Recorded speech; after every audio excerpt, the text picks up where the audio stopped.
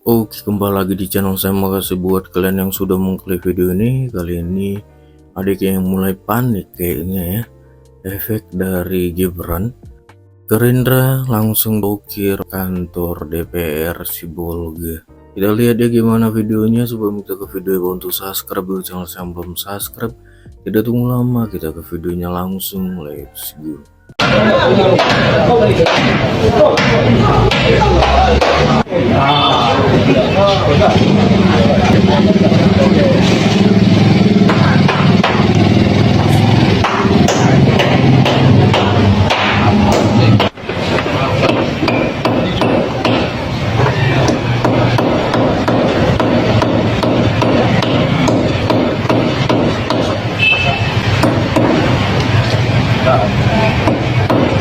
Ale ke mama.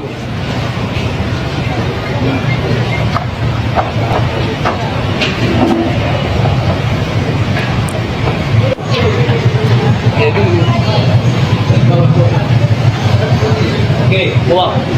Satu, mendesak DPRD Nusa Tenggara Barat untuk mengusulkan RUU perampasan aset. Masyarakat kita ini sebenarnya mental penunggu bansos, dan dihitung tuh kapan bansos datang. Nah, yang ketiga, Bang Garni, itu penunggu amplop. Kapan pilkada, kapan Bu Irma turun kampanye lagi, kita ya. Nah, maksud saya ini kita harus koreksi. Yang keempat, pencari pinjol. Yang kelima, pencari judi online. Nah, yang keenam itu adalah penikmat TikTok. Kalau ILC yang lebih dari 2 menit, mana mau nonton? TikTok yang dilihat yang gak pakai otak ini. Nah, yang keenam, penikmat Instagram. Ya, itu yang masyarakat kita sekarang. Nah, keempat itu adalah penikmat belanja online walaupun nggak murah. Ya, yang kesembilan itu anti diskusi solusi. Ini yang paling bahaya, karena kalau kita mau cari solusi, maka berlatar belakang siapa dia, apa taunya dia. Padahal kita harus belajar berdiskusi dengan pemikiran yang sangat jernih. Itulah Bu, kenapa saya nggak sanggup masuk partai politik. Nggak sanggup saya, betul-betul sanggup. Karena saya ingin berdiskusi dengan akal yang sangat sehat. Oke, sekarang You gotta keep operating.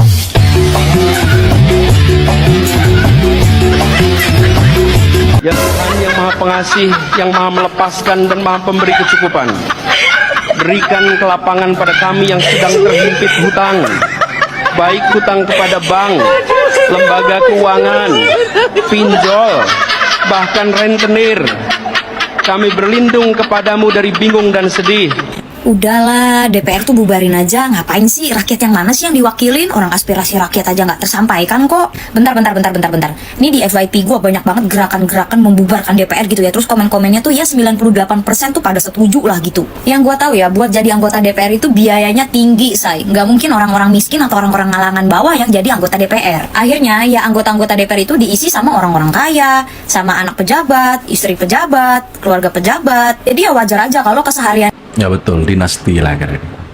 itu ya, dan omongan-omongannya atau tindakan-tindakannya itu tidak merepresentasikan masyarakat rakyat bawah. Ya orang mereka tidak pernah menjadi rakyat biasa. Nah, karena rakyat-rakyat banyak yang kecewa gitu ya. Makanya muncullah pergerakan untuk membubarkan DPR. Walaupun sebelumnya ada 2 presiden RI kita itu yang mau membubarkan DPR. Yang pertama itu Bapak Soekarno, yang kedua itu Abdurrahman Wahid atau Gus Dur. Secara hukumnya ya, DPR itu tidak bisa dilengsarkan oleh presiden. Dan secara hukum ya mungkin kayak membubarkan DPR itu seperti negara yang nggak ada partainya. Ya nggak bisa, nggak semudah itu juga. Tapi mungkin ya yang gue pikirin, kalau emang rakyat itu emang beneran serius mau membubarkan DPR gitu ya, mungkin salah satu jalannya ya revolusi menurut gue ya. Sejak awal anggota-anggota DPR itu bukan rakyat biasa guys, setahu gue. Mereka itu memang berasal dari golongan-golongan yang memang punya privilege. Seperti yang tadi gue bilang, isinya ya orang-orang kaya, karena menjadi DPR itu biayanya juga tidak murah. Oke lah, mungkin kalau DPRD yang tingkat kota madya kayak gitu-gitu adalah 1 sampai 2 orang, paling banyak mungkin 5 orang gitu yang memang dari rakyat biasa, rakyat kalangan bawah gitu. Ingat ya, cuma antara 1 sampai 5 orang yang dari rakyat biasa.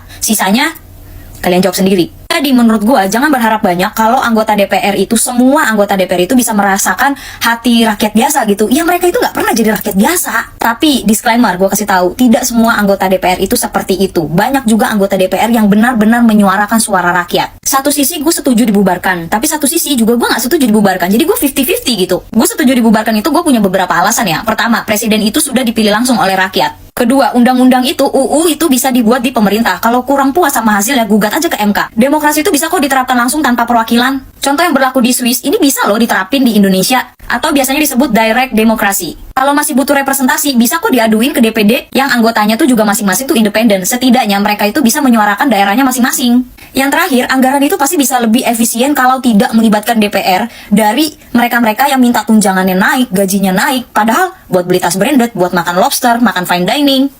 Cuma ya gimana ya, kalau mau membubarkan DPR berarti kan harus ada amandemen UU baru, harus ada perubahan undang-undang baru, dan itu yang mengesahkan undang-undang juga salah satunya adalah DPR gitu. Ya mana mau DPR membubarkan dirinya sendiri loh. Dan gue juga gak setuju sebenarnya kalau dibubarin. Kayak yang tadi gue bilang, gue tuh 50-50. Kekuasaan, penguasa itu tetap butuh pengawasan. Mungkin kalau dibubarin gue gak setuju ya, gue lebih setuju untuk sistemnya yang dirubah. Dan menurut pasal 7C Undang-Undang Dasar ya 1945, itu presiden itu tidak bisa membubarkan atau membekukan DPR. Dan mungkin gue lebih setuju untuk anggota DPR itu dikurangi gitu loh. Kalian tahu gak sih anggota DPR kita tuh berapa banyak? Dan belum lagi ditambah sama anggota DPRD, DPD, dan lain-lain.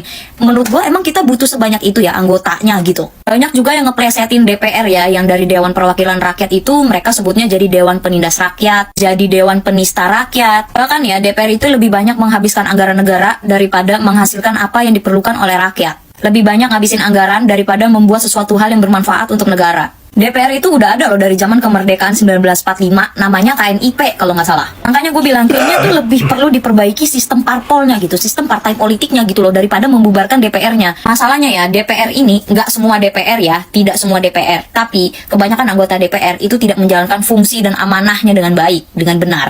Mana lu anak-anak abah dan juga pendukung capres pencinta bokep, kalau kayak gini nggak darurat nih? Apa kabar peringatan darurat suka-suka nenek? Coba kalian tag Najwa Shihab dan juga narasinya itu. Kalau begini diam baik. Mana lu influencer peringatan darurat ngaku nggak lulu dibayar untuk naikkan campaign itu? Ini kalian bahas, mau nggak? Ngatain orang kalau nggak sepikiran sama kalian buzzer, kalian kan buzzernya bangsat. Kalian nggak ingat apa yang dilakukan Puan Maharani ini? Nge-mute, membungkam. Nangis-nangis peringatan darurat demokrasi mati. Ya inilah impostornya. Ini dia cucu Bung Karno pengganti 2 caleg mundur di DPR. Nggak dipilih rakyat.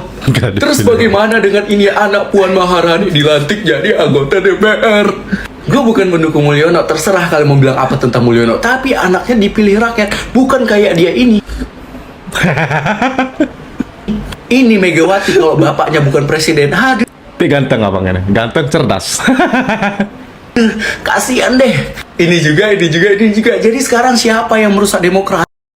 Oke, itu deh videonya, gimana menurut kalian, dan sampai bertemu di video saya selanjutnya. Bye.